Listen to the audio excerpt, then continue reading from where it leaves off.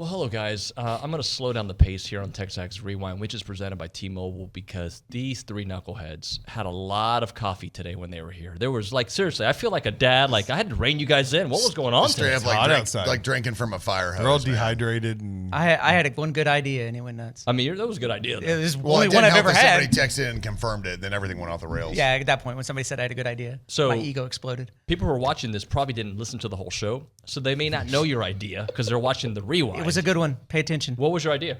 It's just probably not going to make the cut. You guys are the fan show. Oh, okay. You have to. That makes me feel better.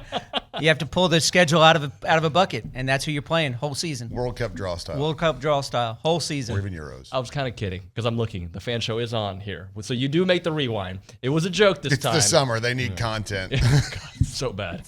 Happy to fill in. Brandon Leone was on the show. We love Brandon. Yes. Not his best picture, but we love Brandon. He's a good friend of the show. Appreciated his take on LSU, by the way. It was good. It was good. SEC Media Day, we talked about that with our buddy Chris Gordy. My buddy. You guys know him? You've listened to him over the years, right? Yeah, listen to him, not my You buddy. can lie if not. That's fine. And Stephen McGee joined the show. Always great with Stephen. OB was on here as well. It is TexAgs Rewind presented by T-Mobile. They want you to visit T-Mobile.com/across I have no idea. America. You can visit T-Mobile for that, and you can find out how they can make your cell phone situation much better. It's T-Mobile. Here's the rewind. Are there any storylines beyond the obvious that you're chasing or you'd like to hear from? You know, I'd love to get a feel for just what some of these players and what the coaches are going to say about this quarterback competition. I think it's the $1 million question surrounding A&M football going into the fall is who's going to be QB1 for this football team. You got three really, really good candidates. I think that we could probably all agree that you feel like it's not going to be the young gun just because the other two guys are going to transfer if it is. But it's the most important question for any football team going in the fall is who's going to be your guy behind center. And so, you got some good candidates there. And then I think, just getting a feel for, all the changes, the new identities, who are the leaders of this football team. Those are the type of things I think you learn from media days. But, the holes that we've talked about as well, like tight end position, who's going to fill that spot in, obviously on the D-line, you're going to have some new faces, but you have so much talent, right? And then offensive line, you got some holes. Who's going to step up? And then how much can these young receivers have an impact in this offense?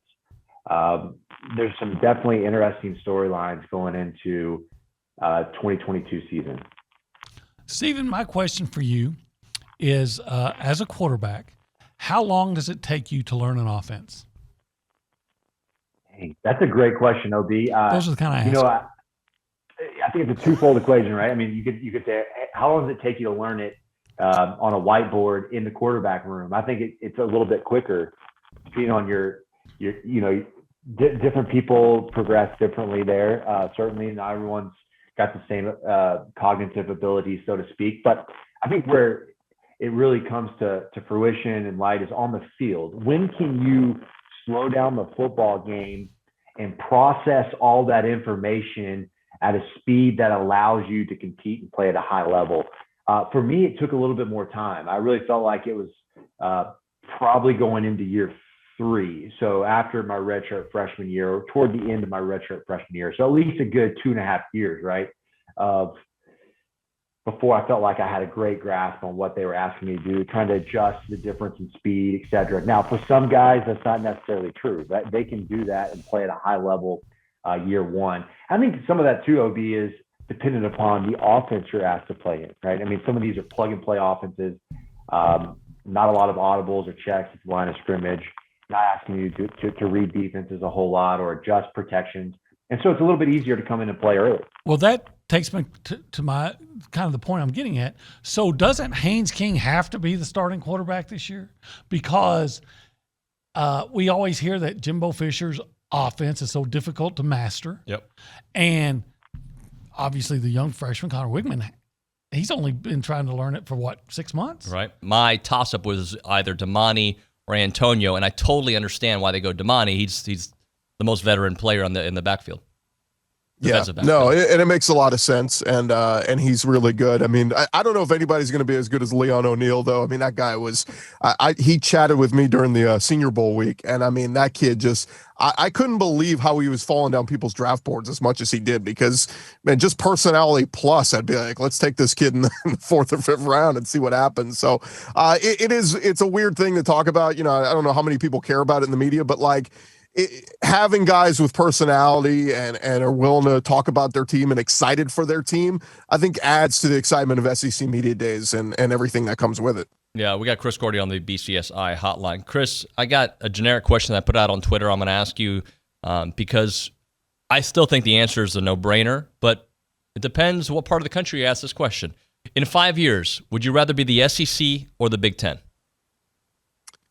I mean, it's the SEC. It's funny. There was a story put out there this week that, you know, the SEC adding Texas and Oklahoma, that they may stay put at 16. And I think that's really an interesting thought, because it seems almost like that it's been this media narrative pushing towards 20 teams, power conferences, too big, 20-team super conferences and all this.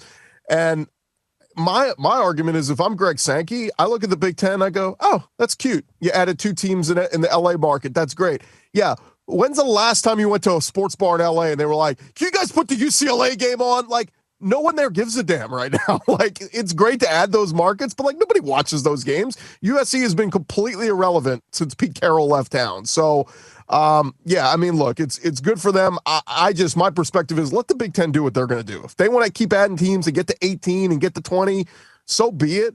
The SEC still, if they stay put at 16, adding the brands of Texas and Oklahoma, are still the most dominant power conference. I don't care who the Big Ten adds. Would you? Okay, let me just ask you this. This is a question I asked earlier in the week that will never happen. Maybe I want it to happen, but it will never happen. What if Texas and OU said, you know what? We've reconsidered. We're going to go to the Big Ten. Would you still think the same thing?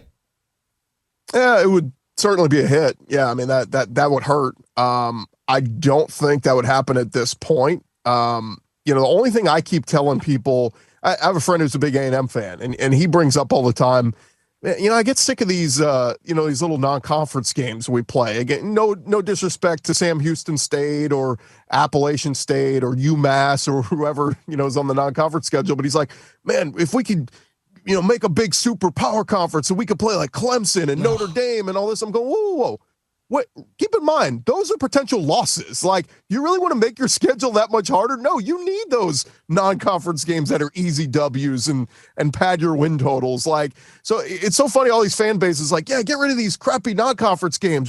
Let's add some big dogs. Whoa, pump the brakes. Somebody has to lose. Like, you can't add all these great teams and be in a power conference and then go 12-0. Like, it's not reasonable. You're going to make your schedule that much tougher. So, what you like or what you don't like. Just give me your analysis with Achane. I think he's a Heisman caliber talent. My brother-in-law and I, Luke, we always would talk about last year about Spiller versus Achane. And man, when I tell you that dude was team Achane all the way, like he would always tell me, like, look, I love Spiller, but Devon's the guy. And so for me, the positives of him is he can break a game open at any time. When you have world-class speed like that, you're just a threat. And a lot of times you get these track guys that try to play football, and they're not really football players. They're just track guys. Devon has balance. I mean, you see people bounce off of him. He's very strong for his size. You can't hold the fact that he's not a typical size against him. I think he runs very hard. I think he's strong. I think he has great balance, great vision. He catches the ball well. I mean, there's not a lot to hold against him. I think if there was a negative or maybe an area of improvement or even maybe an unknown for me, the thing I would like to see is, you know, how durable will he be? I know he's strong, but if he's getting 25 or so touches, including special teams a game, can he hold up to the grind of the SEC? I hope he can. I think he can, but that's just a question when you have a guy that's a little bit smaller. But as far as talent goes, I just don't know. He's got to be top 3 most talented running backs in the country, in my opinion. And he's yoked up, man. Yes. Stature, I get it, but he's a bigger than you think also when you stand next to him. That's exactly right. LJ Johnson. Well, LJ Johnson looks a little bit more like a typical running back. You know, he looks like an every down type of back. I mean, he would produce significant amount of yards in high school and was one of the top running backs in the country. And so I think, he brings a lot to the table because he's fast too. I think they said he's been clocked at like a low 4.4 before. For his size, that's impressive speed. And I think he's one of those guys that is when you think of an every down back type running back, I think LJ kind of fits the mold a little bit more from the traditional, thought of a running back. But to me, he's got great vision as well. I think he's proven that he was tough. He carried the football a lot in high school. And so for him, he just needs to stay healthy. If he can stay healthy, I'm super excited about what he can bring to the table. Those two guys together, I think from a talent standpoint, I think the running back room is just increasing every year with the guys we're bringing in. What's on your mind? All right, so I've been thinking about this whole realignment business. Oh boy. I want to see the schedule get done like the way they do the World Cup scheduling, where they've got like the pots, the lottery balls, and you're like, okay, Group A, and you could do like seed 1. Well, it's not even all that much. All right, so you pick a date in April, and literally the guy is sitting there on TV, and he's like, Week 1, home team, Texas A&M. Week 1, home team opponent, whoever Brazil. they pull out. Oh, crap. And you could do the whole schedule if you like. So, we're talking Big Ten, SEC, realignment. I'm like, I don't care. In 5 or 10 years, it's going to be 0 conferences. There's going to be 40 teams. And you could literally set the next year's schedule in like March or April just by pulling names out of a hat. Your Week 1 opponent is Bama. Your Week 2 opponent's Maybe Clemson. not a Your hat. Week 3 I like opponent's the, Ohio and not State. to mention, I wanted one of those little commemorative little open things. Those things were great. Yeah. I'll tell you what, I would legit It pay. would be fun. I'd legit pay like $10-15 pay-per-view to watch that selection show. I'm not kidding. I think that would be a great way to do it. Logistically, I don't think it's possible. No, probably not. But Why? what- We maybe got with all the that- money now. But 1 week that like you have an open week and it can be anybody. Week 2 is non-conference. pull it out of a hat. Power, whatever And this it year, is at that point. this is our stack of home teams. This is our stack of road teams. Home team is, visiting team is. The next year, same stack. This is the home teams. This is the road teams. Pull it out of a hat. I think that'd be a heck of a fun way to schedule, and you get to play, Brandon. You don't even know who you're playing. I kind of like It'd be that. great. It is controlled chaos. Uh-huh. And I'm right here. It'd be with fun you. to do. I'm right here with you. Because, again, if there's 40 or 50 teams or 20 teams or whatever it is, there's no conferences, and everybody plays whoever, and we're all going to the have a points are made up, playoff. and none of them matters. Yeah. Because I don't think you're going to have I think eventually they're going to have, in football only. I think in basketball and stuff, you're going to keep your conferences. But in football only, they're going to have like 40 teams that are the top of the top. And you can even bring in relegation for that matter if you want to. Like relegation. Vanderbilt, got to go.